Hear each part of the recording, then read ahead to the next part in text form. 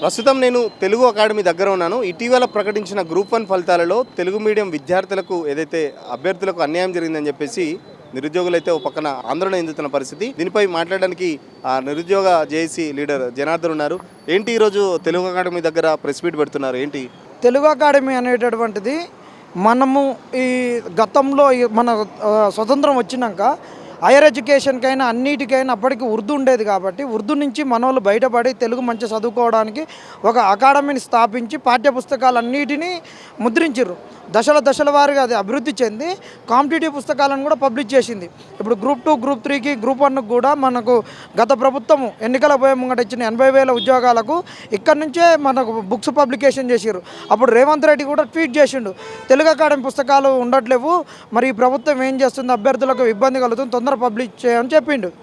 మరి అలాంటి చెప్పినటువంటి పరిస్థితులలో మేము తెలుగు పుస్తకాలను పాఠ్యపుస్తకాలను చదువుకున్నాం.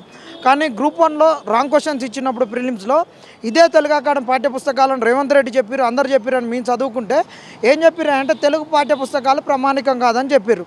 అట్లా చెప్పినాక తెలుగు చదువుకొని మేము మెయిన్స్ తెలుగు మీడియంలో రాస్తే అసలు తెలుగు వాళ్ళకి మార్కులే లేవు. మరి అలాంటప్పుడు ఈ తెలుగు అకాడమీ ఎందుకు, ఇన్ని కోట్ల బడ్జెట్ ఎందుకు, అసలు ఈ అకాడమీని తీసేస్తే అయిపోతుంది కదా.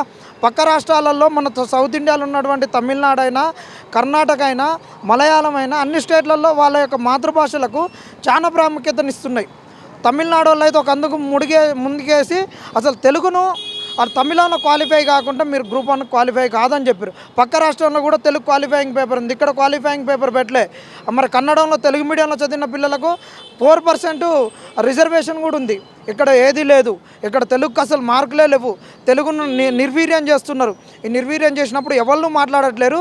మేమేమంటున్నాం అంటే ఈ పుస్తకాలు చదువుకొని డబ్బులు వేస్ట్ చేసి ఈ తెలుగు అకాడమీ యొక్క పబ్లికేషన్ బుక్ ఇక్కడనే ఉంటుంది, అందరు కొనుక్కునేది ఇక్కడ, డిఎస్సికైనా, టెట్కైనా, డిగ్రీకైనా, ఇంటర్కైనా అన్ని పాఠ్య పుస్తకాలు ఇక్కడి నుంచే.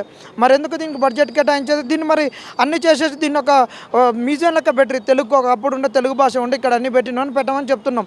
నిన్నగాక మొన్న ఆకునూరు మురళి సీతక్క విషయంలో స్పందించిండు. ఏమని స్పందించిండంటే ఆమె అక్బరుద్దీన్ గారితో అసెంబ్లీలో మాట్లాడేటప్పుడు ఆమె నాకు హిందీ రాదు, ఉర్దూ రాదు, నాకు ఇంగ్లీష్ రాదు, నేను గుడాలలో పుట్టినా, నాకు కేవలము తెలుగే వచ్చని మాట్లాడింది. ఆమె అన్నప్పుడు ఆయన అక్కడ ఏమన్నాడు అక్బరుద్దీన్ గారు, మీరు హిందీ ఇంగ్లీష్ నేర్చుకోమన్నారు. ఆమె అప్పుడు సమాధానం చెప్పింది. అప్పుడు ఎమ్మటే ఆకునూరు మురళి గారు కాంగ్రెసు అధికారంలోకి రావడానికి కాలుకు బల్పం కట్టుకొని తిరిగి లేస్తే యూట్యూబ్ ఛానళ్ళ దగ్గరుండి మాట్లాడిన ఆకునూరు మురళి గారు కాంగ్రెస్ వచ్చినాక ఆయన పెదాలకు ప్లాస్టర్లు వేసుకొని ఇప్పటి వరకు ఆయన 10 వచ్చి సంవత్సరం కావస్తున్నా ఆయన పెదాలకున్న ప్లాస్టర్లు ఇప్పలేదు. కానీ సీతక్కని అనగానే ఆయన ప్లాస్టర్లు ఇప్పి తెలుగు భాషను నేర్చుకో అక్బరుద్దీన్ గారు, మీరు అసెంబ్లీలో మీరు పక్కా సభ్యులందరూ తెలుగు వాళ్ళే, తెలుగు మాట్లాడతారు, ఆ తెలుగు నీకు ఎట్లా అర్థమవుతుంది, నీ కాన్స్టిట్యున్సీలో కూడా తెలుగు వాళ్ళు ఉన్నారు, వాళ్ళు నీ వాళ్ళ గోస చెప్పాలంటే నీకు తెలుగు రాదు, తెలుగు నేర్చుకో అని చెప్పిండు. మరి ఇదే ఆకునూరు మురళి గారు, ఆకునూరు మురళి తెలుగుకు సంబంధించి ఏదో సీతక్కనంటే ప్రొటెక్ట్ చేయడం జరిగింది. మరి ఇంతమంది తెలుగు మీడియం విద్యార్థులకు అన్యాయం జరుగుతుంది, ఎందుకు మాట్లాడట్లేదు? భాషాభిమానులు ఏడవేరు, తెలుగు సంబంధించిన వాళ్ళు ఇంత పెద్ద ఎత్తున అన్యాయం జరుగుతుంటే కవులు కళాకారులు అంతా ఎక్కడ పోయినట్టు? మరి వీళ్ళందరూ ఎక్కడ పోయిరానా? ఇప్పుడు మన తెలంగాణ వచ్చినాక ప్రపంచ తెలుగు మహాసభలను చాలా గొప్పగా చేసిర్రు. అసలు ఎంత గొప్పగా అంటే దానికి ఒక బడ్జెట్ ఒక 40 నుంచి నాకు తెలిసి 50 కోట్ల ఒక వరకు కేటాయించి చాలా బ్రహ్మాండంగా చేసిర్రు. అసలు ఒక కన్నుల పండగగా చేసిర్రు.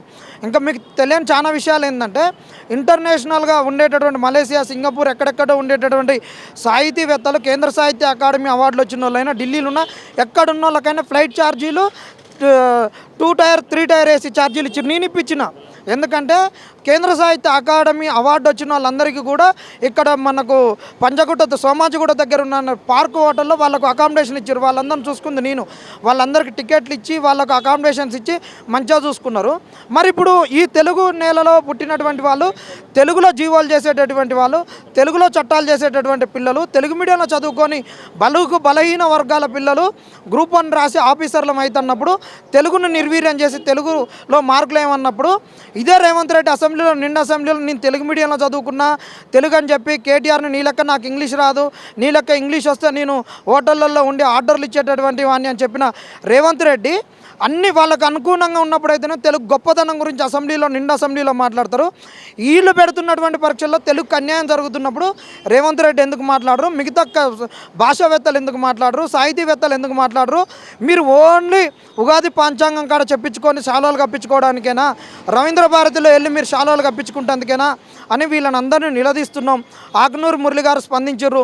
ఆయన పదవి వచ్చేంత వరకు ఎక్కడ స్పందించలేదు. పదవి రాగానే పెదాలకు ప్లాస్టర్లు వేసుకొని ఉన్నారు. వాళ్ళ కాంగ్రెస్ వాళ్ళని అనగానే ఆయన ఒంటికాల మీద లేచి తెలుగు యొక్క గొప్పతనం అన్నిటి గురించి చెప్తున్నారు. కాబట్టి ఆకునూరు మురళి గారు ఇన్ని రోజులు ఎస్సీ ఎస్టీలకు 29 జీవోల్లో నష్టం జరిగినా ఎక్కడ స్పందించలేదు. ఈరోజు మెయిన్స్ రిజల్ట్లో ముగ్గురే ఉన్నారు ఎస్సీలు. యూపీఎస్సీలో కూడా కనీసం 20 నుంచి 30 మంది ఉంటారు.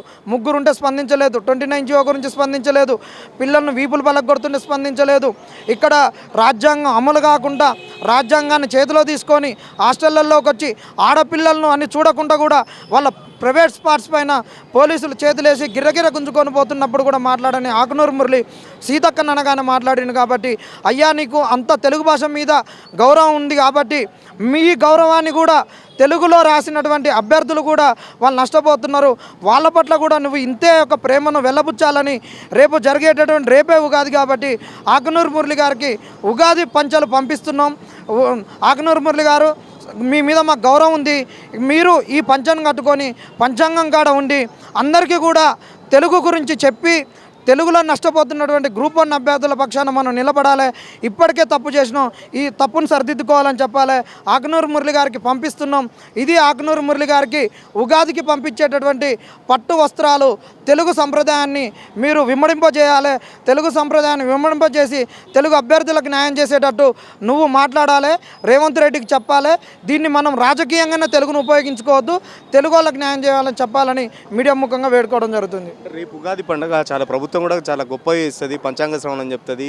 తెలుగుకు సంబంధించిన ప్రవచనాలు అన్నీ ఉంటాయి. మరో పక్కన ఈ తెలుగు విద్యార్థులకు సంబంధించి అన్యాయం జరుగుతుంది కదా, ఏం చెప్తారు మరి ప్రభుత్వానికి? ప్రభుత్వం అనేటటువంటిది వీళ్ళు డబ్బులు కేటాయించుకొని భాషా సాంస్కృతిక శాఖకు ఆ డబ్బుల్ని ఏ విధంగా ఉపయోగించుకోవాలని ఒక లూప్లో దీన్ని ఉపయోగిస్తున్నారే తప్పితే ప్రజలను ఎమోషనల్గా చేసి తెలుగు వాళ్ళము వాళ్ళకి ఇంగ్లీష్ రానప్పుడేమో మేము తెలుగులో పుట్టినాం, తెలుగు గడ్డ మీద పుట్టినాం అని అట్లా ఉపయోగించుకుంటారు. మాకు నిజంగా తెలుగులో చదువుకొని తెలుగు మీద ప్రేమ ఉండి తెలుగులో ఊళ్ళల్లోకి పోయి సేవ చేద్దాం అనేటోళ్ళ కాడికి వచ్చేసరికి ఏమో ఉపయోగించట్లేదు. ఇది మొత్తము ఒక ముసలి కన్నీరు మాత్రమే. వీళ్ళు డబ్బులు నొక్కుకోవడానికి, ఓట్లు నొక్కించుకోవడానికి తప్పితే వీళ్ళకి తెలుగు మీద ఎవ్వరికి ప్రేమ లేదనేటటువంటి స్పష్టంగా కనిపిస్తుంది.